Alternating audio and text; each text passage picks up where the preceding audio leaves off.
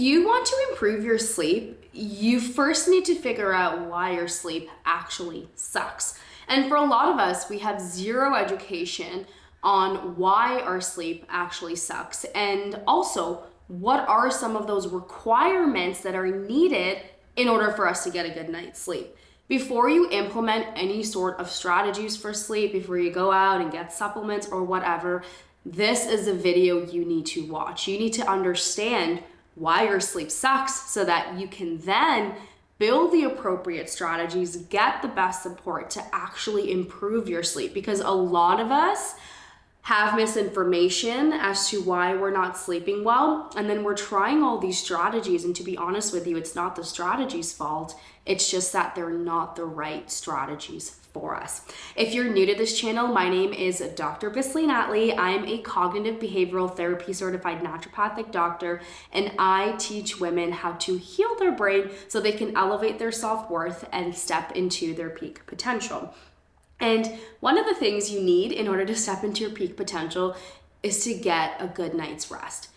This by far is one of the biggest things that I always work on, and I support my patients in working on, because when we look at the triangle of like optimal health and the three big things I emphasize when it comes to optimizing your body, because mindset is also a big one, but when it comes to diet, movement, and sleep, sleep is like at the top of the pyramid, at least for me specifically, because I find that whenever I get a good night's sleep, I'm able to make better choices about my diet the next day, and I'm also able to get over the lack of motivation of not wanting to move my body to actually go and move my body. So sleep is just so critical, and if I'm being honest, like if I don't get a good night rest, I am literally a raging bitch the next day, and I'm sure that you can relate to me with that. And I generally just find my resiliency when it comes to challenges, when it comes to being triggered, completely goes down if I don't get a good night rest. This is why getting enough rest, getting enough sleep is just so important. And the first step to that is understanding what makes it so difficult and so hard for your body to get a good night rest. And I think a lot of us just don't have the right information for this.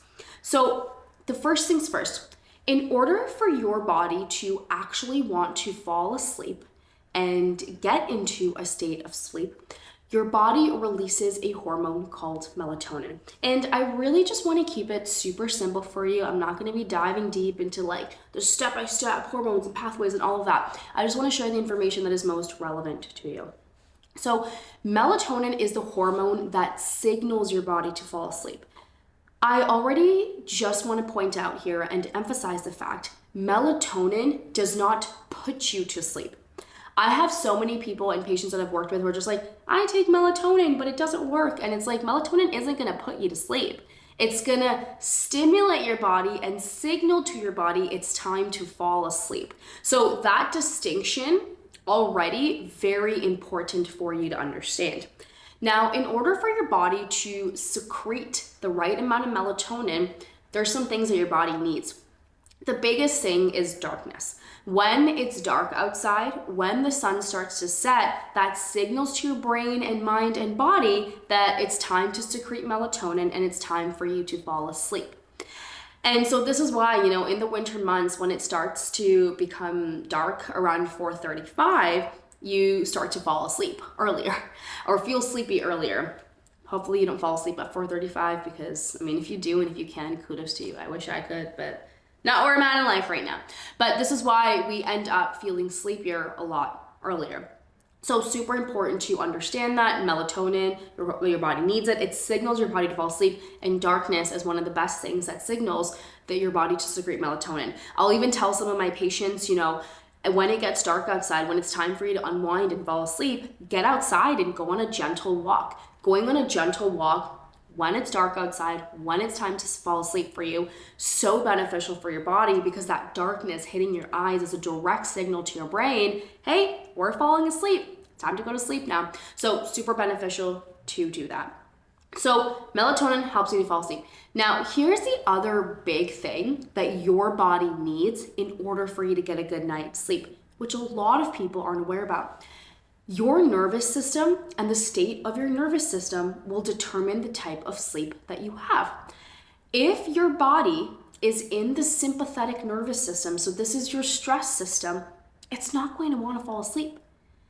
Your body's going to be shooting the hormone cortisol out during the night. And cortisol is actually going to keep you up and it's going to keep you awake instead of actually helping you fall asleep.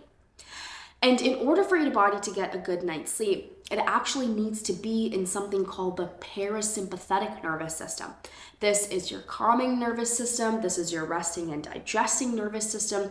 And when your body's parasympathetic nervous system is turned on, your body will naturally secrete more melatonin. This is why, if you spend a day doing nothing, you're like, I was tired all day. It's because that melatonin was secreting. And so your body will naturally secrete more melatonin. And then this melatonin will then help you to fall asleep that much more. If your body is in the sympathetic stress state, it's not going to want to fall asleep.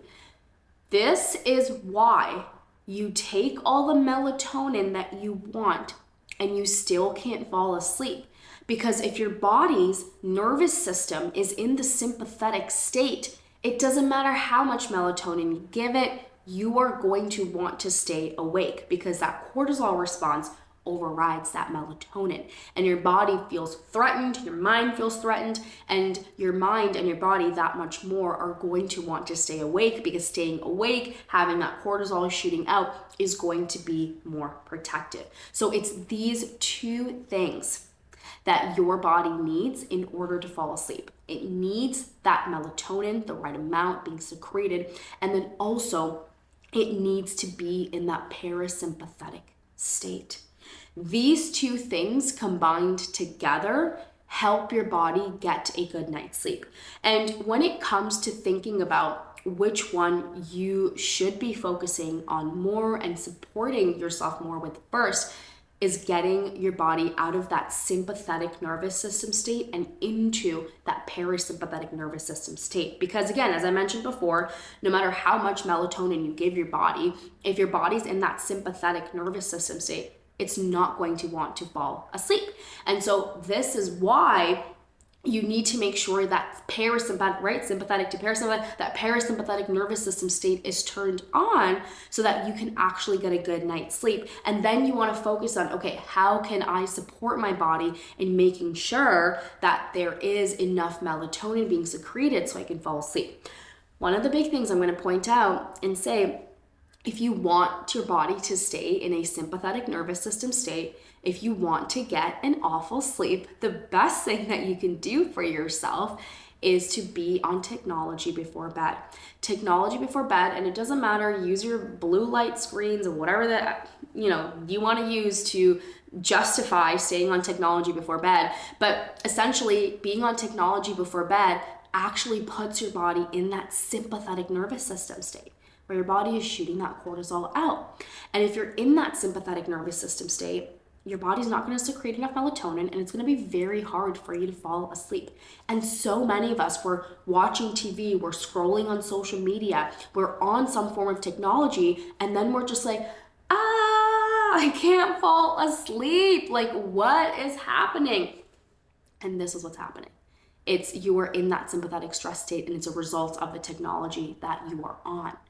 So that's the first piece, that you really want to make sure that you are limiting the things that you're doing before bed that put you in the sympathetic state. Another thing that puts you in the sympathetic state, doing work right before bed. Great way to stress yourself out. And if you're like a student watching this, right? Or maybe you have a really high stress job and you're just working all the time. Well, working all the time is really going to, especially before bed, it's really going to hurt your sleep and it's going to really affect your ability to show up and do the work that you need to do the next day. So really, even just spending 30 to 60 minutes before bed unwinding can make such a big difference, because you want to be doing activities that put your body in that parasympathetic state before bed and not in the sympathetic state. So you want to reflect and ask yourself, am I doing parasympathetic nervous system stimulation activities before bed? Or am I doing sympathetic nervous system stimulation activities before bed? Because whatever activity you essentially choose, it's going to impact and affect your ability to have a good night's sleep. And then the second piece here is you want to think about what are the activities that help to secrete melatonin, right? And as I mentioned before, is like darkness, dimming the lights, going on that gentle walk are all great things to really help your body secrete that melatonin that it needs in order to fall asleep. Now, here's the other piece too, is that I will work with patients. I'll help them, really work on their sleep hygiene, which refers to your sleeping habits and activities that you do before bed. And what'll happen is that, they'll say, oh, none of these things are working. If you try to do some of these things just 30 minutes before bed and you're just like, you still don't feel like you are calm enough or in a state where you are ready to go to sleep, this means that you need to do these things for longer. So many of us, we lead such high stress lives and we don't give ourselves any time to unwind until the end of the night. And what happens as a result of that is that we end up being in this stress state for just so long, and we need a lot more time to unwind, to calm down. And so when you first start doing this work, it literally might take you 60 to 90 minutes before bed before you actually feel calm and relaxed and like you can sleep.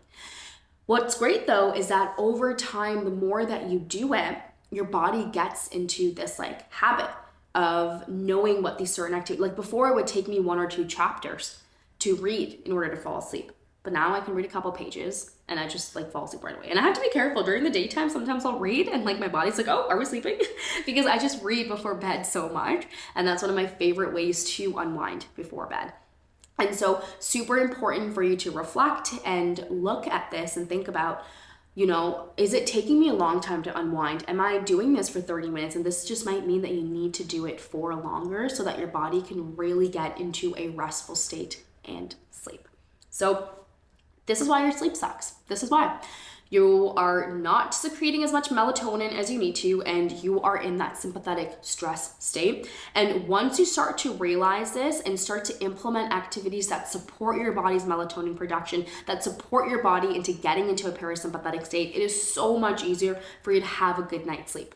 It doesn't have to be that hard. We as humans are innately wired to have a good night's sleep. It's natural to us. It's normal to us. But because of the lives we lead, it's become not so normal. People who get great sleep are like anomalies in the world, which is not at all how it should be. So getting in touch with these simple, basic activities helps so much. And if you are ready to really have a good night's sleep, if you're ready to get that support, I would encourage you, please book a free brain health assessment with me using the link in my bio. And let's get you back on track with your sleep, because when you feel well rested, you are well energized, and you step into your peak potential and you make better decisions and choices for yourself. So hopefully we can connect via that. I hope that this video was helpful and gave you a good understanding of why it feels hard for you right now to get a good night's sleep.